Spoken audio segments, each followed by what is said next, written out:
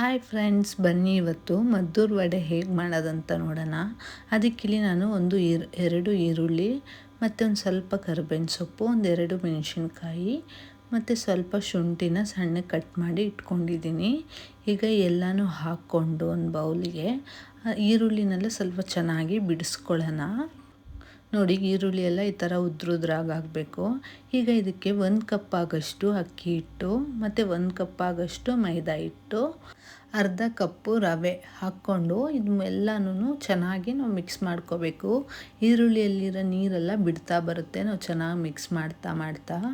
ಅದಾದಮೇಲೆ ಈಗ ನಾನು ಒಂದು 100 ಗ್ರಾಮ್ ಆಗೋಷ್ಟು ಕಡಲೆ ಬೀಜನ ಹುರಿದು ಪೌಡ್ರ್ ಮಾಡಿ ಎತ್ತಿಟ್ಕೊಂಡಿದ್ದೀನಿ.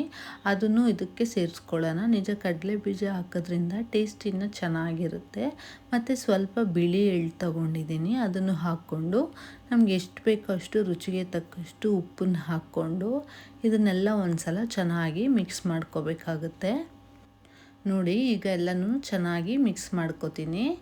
ಈಗ ಇದಕ್ಕೆ ನಾವು ಚಪಾತಿ ಹೇಗೆ ಕಲಿಸ್ತೀವಲ್ಲ ಆ ಥರ ಸ್ವಲ್ಪನೇ ನೀರು ಹಾಕಿ ಚಪಾತಿ ಹಿಟ್ಟಿನ ಅದಕ್ಕೆ ಕಲಿಸ್ಕೊಂಡ್ರೆ ಸಾಕಾಗುತ್ತೆ. ಮತ್ತು ಈರುಳ್ಳಿಯಲ್ಲಿರೋ ನೀರೂ ಸ್ವಲ್ಪ ಬಿಡ್ತಾ ಬರುತ್ತಲ್ವ, ಸೊ ಅದರಿಂದ ನಾವು ಜಾಸ್ತಿ ತೆಳ್ಳಗೆ ಕಳಿಸಿದ್ರೆ ನಾವು ಒಂದು 10ರಿಂದ 15 ನಿಮಿಷ ನೆನೆಸ್ಬೇಕು. ಆವಾಗ ಅದನ್ನು ಜಾಸ್ತಿ ತೆಳ್ಳಗೆ ಆಗಿಬಿಡುತ್ತೆ. ಸೊ ಆಮೇಲೆ ನಮಗೆ ವಡೆ ಥರ ತಟ್ಟಲಿಕ್ಕೆ ಸ್ವಲ್ಪ ಕಷ್ಟ ಆಗುತ್ತೆ. ಆದ್ದರಿಂದ ಸ್ವಲ್ಪ ಗಟ್ಟಿಗೆ ಕಲಿಸ್ಕೊಳ್ಳಿ. ನೋಡಿ, ಈ ಥರ ಕಲಿಸ್ಕೊಂಡು ನಾನು 2 ಸ್ಪೂನ್ ತುಪ್ಪನ ಸ್ವಲ್ಪ ಬೆಚ್ಚಗೆ ಮಾಡಿಕೊಂಡು ಅದನ್ನು ಇದಕ್ಕೆ ಸೇರಿಸ್ಕೊಂಡಿದ್ದೀನಿ.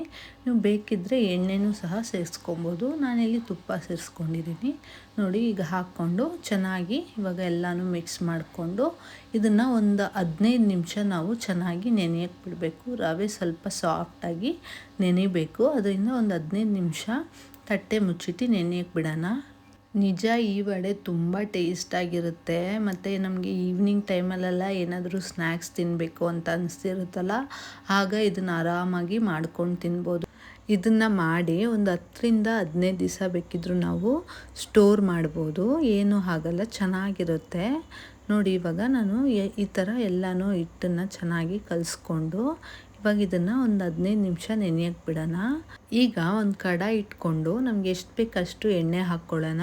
ಎಣ್ಣೆನ ನಾವು ತುಂಬ ಹೈ ಫ್ಲೇಮಲ್ಲಿ ಕಾಯಿಸಿದರೆ ವಡೆ ಹಾಕಿದ ತಕ್ಷಣ ಸೀದೋಗೋ ಚಾನ್ಸಸ್ ಇರುತ್ತೆ. ಆದ್ದರಿಂದ ನಾವು ಆದಷ್ಟು ಎಣ್ಣೆನ ಹದವಾಗಿ ಕಾಯಿಸ್ಕೊಂಡಿರಬೇಕು. ಈಗ ನೋಡಿ, ಈಗ ನನ್ನ ಹತ್ರ ಬಟರ್ ಪೇಪರ್ ಇರಲಿಲ್ಲ, ಸೊ ನಾನು ಅದರಿಂದ ಮಾಮೂಲಿ ಕವರ್ನೇ ಕಟ್ ಮಾಡಿ ಅದ್ರ ಮೇಲೆ ಸ್ವಲ್ಪ ಎಣ್ಣೆ ಸವರ್ಕೊಂಡು ಈ ಥರ ತಟ್ಕೋತೀನಿ. ನಿಮಗೆ ಸಣ್ಣಗೆ ಬೇಕಾದರೆ ಸಣ್ಣ ಮಾಡ್ಕೋಬೋದು. ನಾನಿಲ್ಲಿ ಮೀಡಿಯಮಾಗಿ ಮಾಡ್ಕೊತಾ ಇದ್ದೀನಿ. ಇದಕ್ಕೆ ನಾವು ಎಷ್ಟು ಈರುಳ್ಳಿ ಹಾಕ್ತೀವೋ ಅಷ್ಟು ಟೇಸ್ಟ್ ಚೆನ್ನಾಗಿರುತ್ತೆ. ಯಾಕಂದರೆ ಈರುಳ್ಳಿ ಎಣ್ಣೆಯಲ್ಲಿ ಚೆನ್ನಾಗಿ ಕರಿತೀವಲ್ಲ, ಸೊ ಈರುಳ್ಳಿ ಎಲ್ಲ ಬ್ರೌನ್ ಆದಷ್ಟು ಟೇಸ್ಟ್ ಚೆನ್ನಾಗಿರುತ್ತೆ. ಸೊ ನಾನು ಸ್ವಲ್ಪ ಈರುಳ್ಳಿ ಜಾಸ್ತಿನೇ ಹಾಕ್ಕೊಂಡಿದ್ದೀನಿ, ಕ್ರಿಸ್ಪಿಯಾಗಿ ಚೆನ್ನಾಗಿರುತ್ತೆ ಅಂತ ಹೇಳಿ. ಈಗ ನೋಡಿ, ಈ ಥರ ನಾನು ಮೀಡಿಯಮ್ ಸೈಜಲ್ಲಿ ತಟ್ಕೊಂಡಿದ್ದೀನಿ. ಇದನ್ನು ಇವಾಗ ಎಣ್ಣೆ ಚೆನ್ನಾಗಿ ಕಾದಿದೆ ಅಲ್ವಾ, ಈಗ ಅದಕ್ಕೆ ಒಂದೊಂದಾಗಿ ಹಾಕ್ಕೊಳ್ಳೋಣ. ಇದು ಫಸ್ಟು ಒಂದು ಹಾಕಿ 1-2 ನಿಮಿಷ ಇದೊಂದು ಸ್ವಲ್ಪ ಕುಕ್ ಆದಮೇಲೆ ಇನ್ನೊಂದು ಹಾಕ್ಕೊಳ್ಳಿ. ಇದರಲ್ಲಿ 2 ಹಾಕ್ಕೊಳ್ಳೋಕ್ಕಾಗೋದು. ಇದು ಸ್ವಲ್ಪ ಚಿಕ್ಕದಿದೆ ಕಡಾಯಿ, ಆದ್ದರಿಂದ ನೀವು ದೊಡ್ಡದು ಇಟ್ಕೊಂಡ್ರೆ ಬೇಕಾದ್ರೆ 3-4 ಒಂದೇ ಸಲ ಹಾಕಿನೂ ಫ್ರೈ ಮಾಡ್ಕೋಬೋದು. ನಾನು ನೋಡಿ ಇಲ್ಲಿ ಎಲ್ಲ ಒಂದೇ ಸಮನೆ ಇದೇ ಥರ ರೌಂಡ್ ಮಾಡಿ ಇಟ್ಕೋತೀನಿ. ಆಗ ಬೇಗ ತಟ್ಟಿ ಹಾಕ್ಲಿಕ್ಕೆ ಈಸಿ ಆಗುತ್ತಲ್ಲ. ಆದ್ದರಿಂದ ನೋಡಿ, ಇಲ್ಲಿ ಮೀಡಿಯಮ್ ಫ್ಲೇಮಲ್ಲೇ ಇದನ್ನು ನಾವು ಫ್ರೈ ಮಾಡ್ಕೋಬೇಕು. ನೋಡಿ, ತಿರುಗಿಸ್ತಾನೆ ಇರಬೇಕು, ಇಲ್ಲಾಂದರೆ ಒಂದು ಕಡೆ ಚೆನ್ನಾಗಿ ಬೆಂದಿರುತ್ತೆ, ಇನ್ನೊಂದು ಕಡೆ ಬೆಳ್ಳಗಿರುತ್ತೆ, ಬೆಂದಿರಲ್ಲ, ಆಗ ಅಷ್ಟು ಚೆನ್ನಾಗಿ ಅನಿಸಲ್ಲ. ಸೊ ನೀವು ಇದನ್ನು ಒಂದು 2 ನಿಮಿಷಕ್ಕೂ ತಿರುಗಿಸ್ತಾ ಇರಿ. ನೋಡಿ, ಇದು ಕಲರು ಚೇಂಜ್ ಆಗಬೇಕು. ಇದು ಸ್ವಲ್ಪ ಬ್ರೌನ್ ಕಲರ್ ಬರಬೇಕು. ಬಂದರೆ ನಿಮಗೆ ಮದ್ದೂರು ವಡೆ ರೆಡಿಯಾಗಿದೆ ಅಂತ ಅರ್ಥ. ಇಲ್ಲಿ ನೀವು ನೋಡ್ಬೋದು, ಈ ಥರ ಆದರೆ ನಿಮಗೆ ವಡೆ ರೆಡಿಯಾಗಿದೆ ಅಂತ ಅರ್ಥ. ನೋಡಿದ್ರಲ್ಲ ಫ್ರೆಂಡ್ಸ್, ವಡೆ ಹೇಗೆ ಮಾಡೋದಂತ ಹೇಳಿ.